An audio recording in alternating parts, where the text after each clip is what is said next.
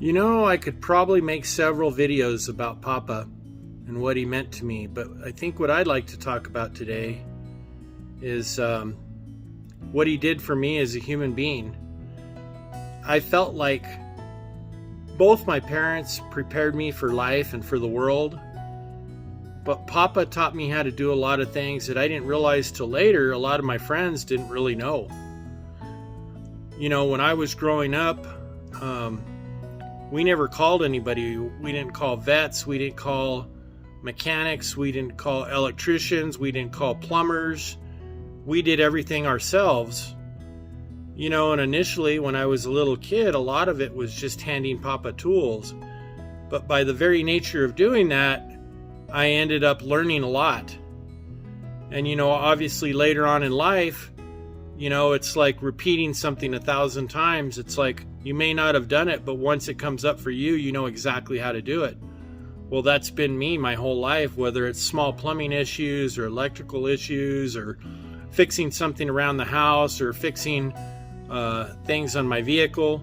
You know, now vehicles have gotten a little too complicated, but you know, back in the days, I don't ever remember taking my car to a mechanic. You know, you change your own oil, you just do anything. If it needs a new fuel pump, new alternator, new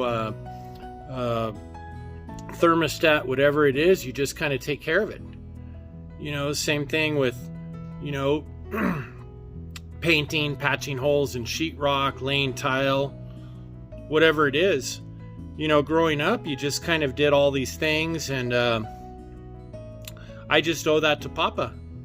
You know, I thought when I was growing up that everybody did that, you know, and I learned when I went to college and then later on in my adult life, most of my good friends, you know, when their car broke down, they took it to a mechanic.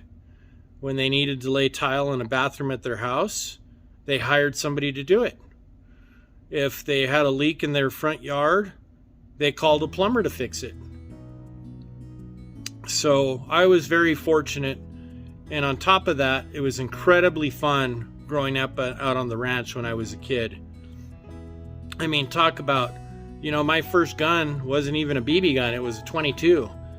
You know, you could shoot right out your back door, and, you know, we hunted, we fished a lot.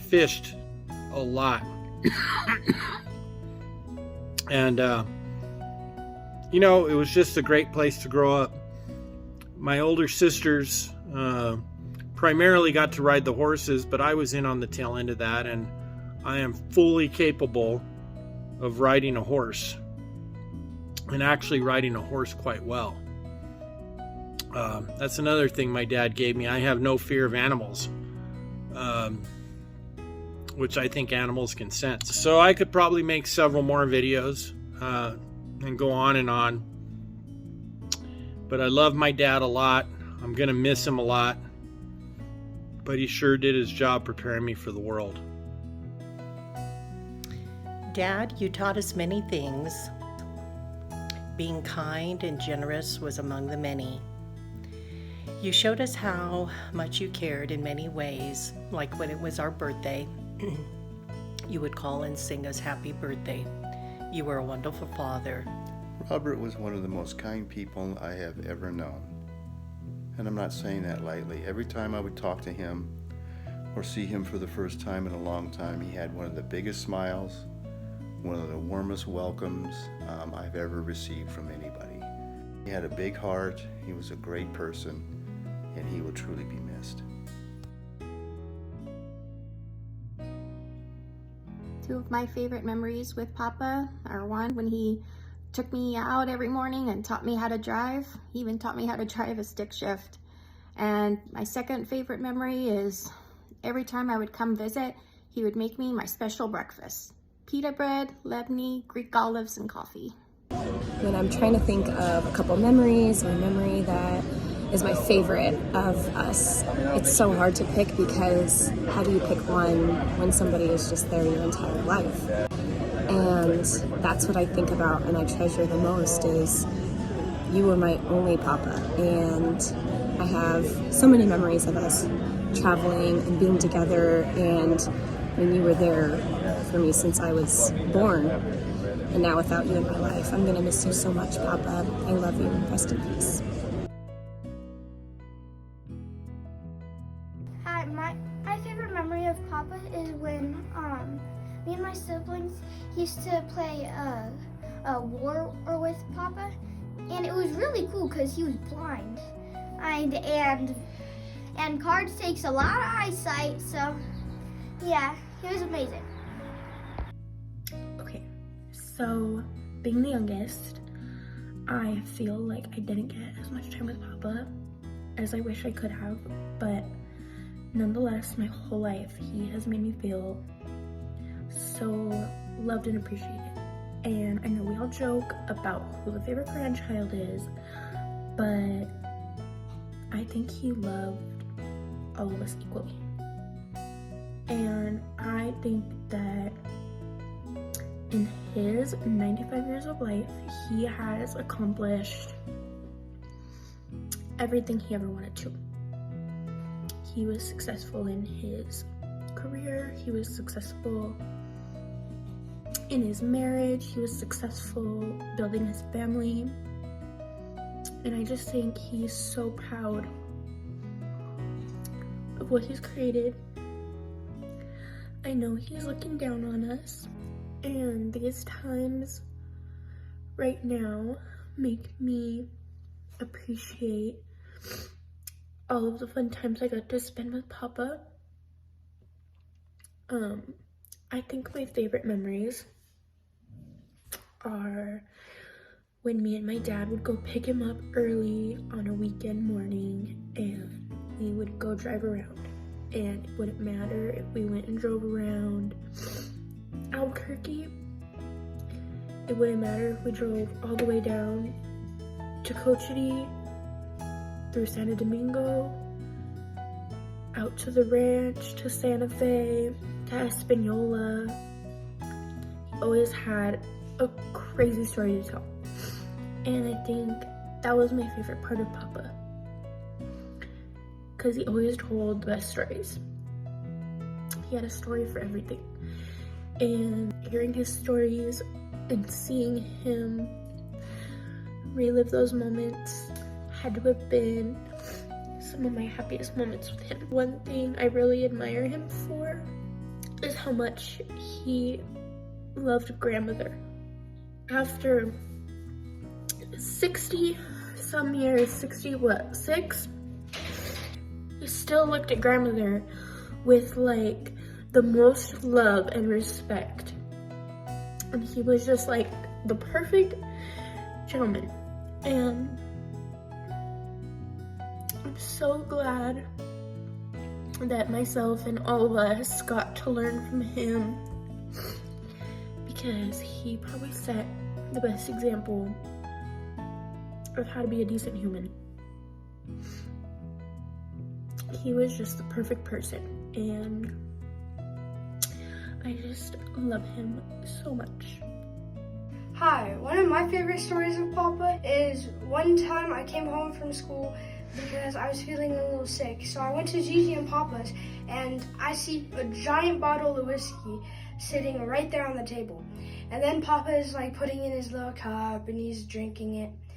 And then Gigi walks into the room and Papa just says, "Hey, Gigi, thanks for buying me this giant bottle of whiskey so now I could get drunk and just pass out right over there on the couch." And he points to the other room. And Gigi just screams, "You are not going to get drunk! Hand me the bottle!" And then Papa just hands it back. I thought it was just so funny because it was one of the first times I've ever heard them argue.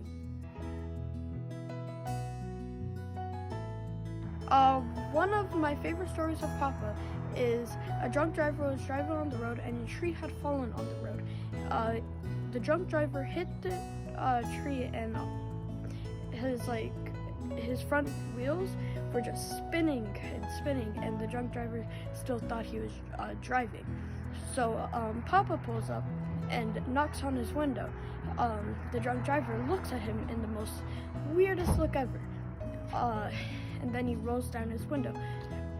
Papa looks at him and says, "Are you going anywhere?" Just remember coming to Gigi and Papa's after school, and I'd ask Gigi for a snack, and she'd say, you have to wash your face first, you have to eat it in the kitchen, you have to clean up your mess and wash your face after. And then I'd ask Papa for a snack, and he'd be like, yeah, sure, bring it in here, we'll eat it. And so the rules didn't apply to Papa.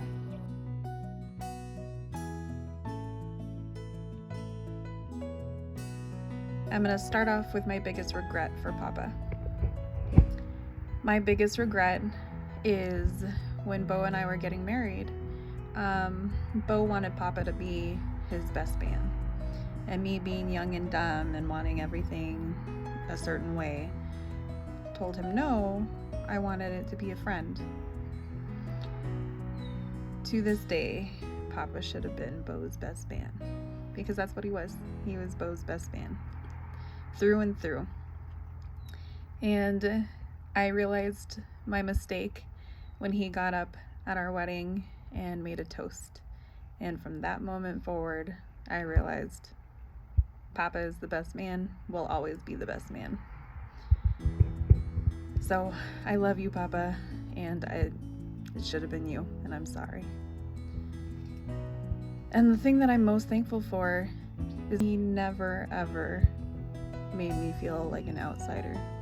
I was fully accepted, and he didn't care if I came over, whether or not Bo was with me, whether or not the kids were with me.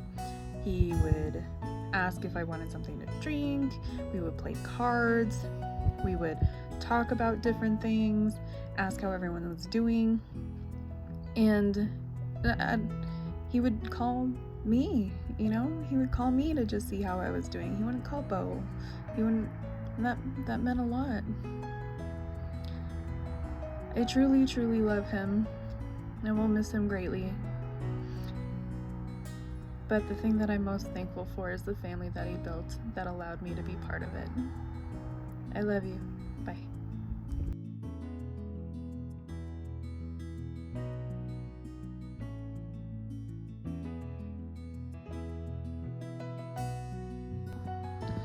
I don't know if anybody else was like me, but this is like the 18th take I've taken. Papa was always my best friend. Take 20. Take 21. For as long as I can remember, I've always been Papa's #1 pal. Whether that was giving me M&Ms after I've brushed my teeth, or letting me play in his shadow so I can watch TV after my bedtime, or giving me the keys to the van and letting me drive.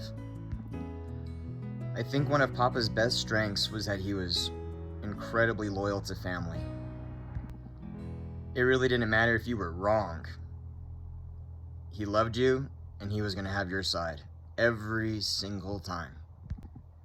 He knew how to love you without having to tell you all the time.